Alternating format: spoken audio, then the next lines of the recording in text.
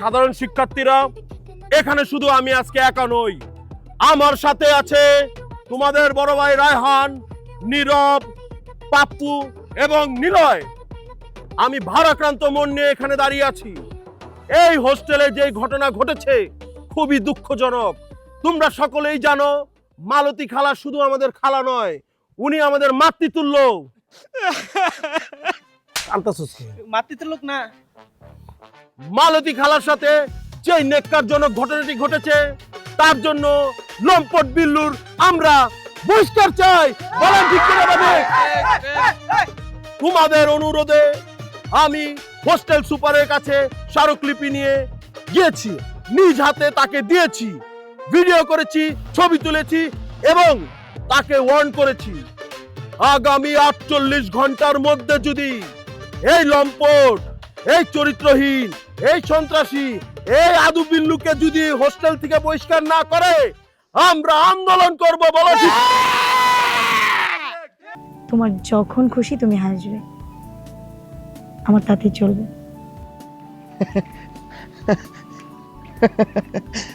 মেধা, আমার না খুব খুব ভালো লাগতেছে। হ্যাঁ, আর আমি না তোমাকে গতকালকে বলছিলাম না আমি আনলাকি, কিন্তু আসলে আমি আনলাকি না, আমি অনেক লাকি।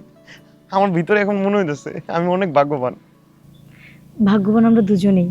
আসলে আমাদের সম্পর্কটা কোনো হাসি ঠাট্টার নয়, আমাদের সম্পর্কটা হচ্ছে আমরা একে অপরকে সুখে দুঃখে পাশে থেকে সাপোর্ট দিব, দুজন দুজনের পাশে থাকবো, দুজন দুজনকে বোঝাবো, সব বাধা অতিক্রম করে একসাথে অনেকটা দূর যাব।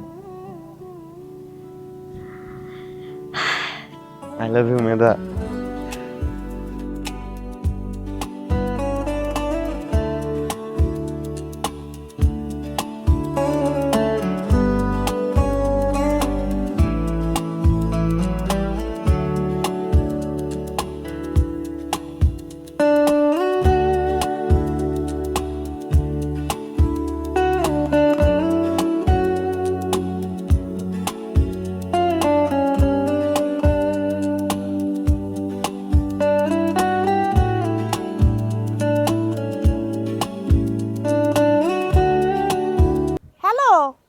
আরে রাখো তোমার হ্যালো, তোমার কি সমস্যা মালতী? হ্যাঁ, তুমি আমার নিয়ে কি সব উল্টাপাল্টা কথাবার্তা বলতেছো? আমার বিপক্ষে তুমি কি সব কথাবার্তা হোস্টেলের ভিতরে ছড়াই দিয়েছো? হ্যাঁ, আমি আবার কারে কি কইলাম? আচ্ছা, এই যে আমি আর তুমি যে জাস্ট ফ্রেন্ড, এটা আমি আর তুমি ছাড়া এই হোস্টেলের ভিতরে আর কে জানে আমার বলো তো? তাহলে তুমি ছাড়া এই কথা আর কে রটাইতে পারে আমার বলো? আমি তো কিছু কই নাই বিল্লু, বিশ্বাস করো আমি কাউরে কিছু কই নাই। আমি তো তোমার কাছ থেকে প্রথম শুনলাম। প্রথম শুনলাম মানে? কি প্রথম শুনছো? তুমি যদি প্রথমেই শুনে থাকো তাহলে হোস্টেলের ভিতরে এই কথা কেমনে ছড়াইলো? এই যে মান্নু, সিদ্দিক, নাসির আর হোস্টেলের বাকি পোলাপাইন সবাই যে এই কথাবার্তা এখন যাই না গেছে। তাহলে আমি যে তোমারে জাস্ট ফ্রেন্ডের প্রপোজাল দিলাম আর তুমি যে এটা অ্যাকসেপ্ট করলা, তুমি কি এটা কেন অ্যাকসেপ্ট করছো? আমার ফাঁসানোর লাগা মালতী? সত্যি করে বলো। না বিল্লু, আমি তোমারে কেন ফাঁসাইতে যাব? আমার কি মাথা খারাপ বলো? আমি তো হোস্টেলে আসার পর থেকে কেমন যেন হয়ে গেছি।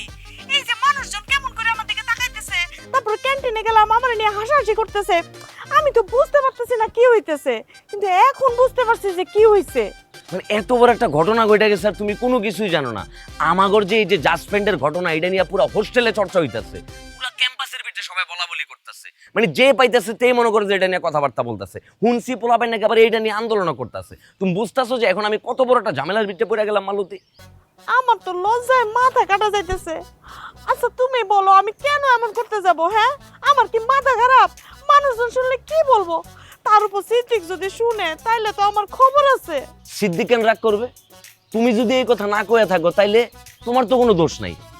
তুমিও কও নাই, আমিও কই নাই, তাহলে তাইলে কি গতকাল রাতে চিকি মাংকি আর সিদ্দিকের লগে যে লাল পানি খাইলাম তখন নেশার ঘরে কিছু বইলা ফেলাইছি নাকি?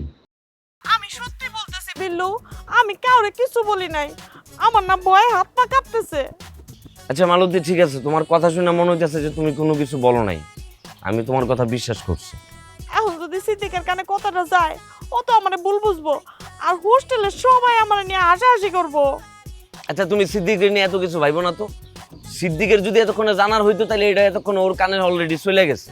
আর ওর যে পরিমাণে কান খারাপ, হোস্টেলে এমন কোনো ঘটনা ঘটে আর এটা সিদ্দিক জানে না, ওইটা কোনোদিন হইব না, এটা অসম্ভব। আমি উল্টা যাই সিদ্দিকের কাছ থেকে খোঁজ খবর লই। আচ্ছা যাই হোক, এসব বাদ দাও। সাধারণ শিক্ষার্থীরা, এখানে শুধু আমি আজকে একা নই, আমার সাথে আছে তোমাদের বড় ভাই রায়হান, নীরব, পাপ্পু এবং নিলয়। আমি ভারাক্রান্ত মন নিয়ে এখানে দাঁড়িয়ে আছি।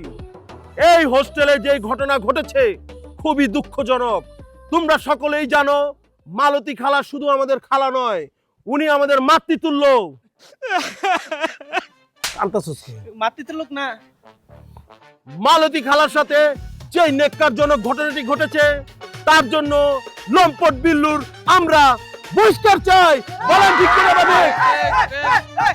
তোমাদের অনুরোধে আমি হোস্টেল সুপারের কাছে স্মারকলিপি নিয়ে গিয়েছি, নিজ হাতে তাকে দিয়েছি, ভিডিও করেছি, ছবি তুলেছি এবং তাকে ওয়ার্ন করেছি আগামী 48 ঘন্টার মধ্যে যদি এই লম্পট, এই চরিত্রহীন, এই সন্ত্রাসী, এই আদু বিল্লুকে যদি হোস্টেল থেকে বহিষ্কার না করে আমরা আন্দোলন করব। বলো ঠিক?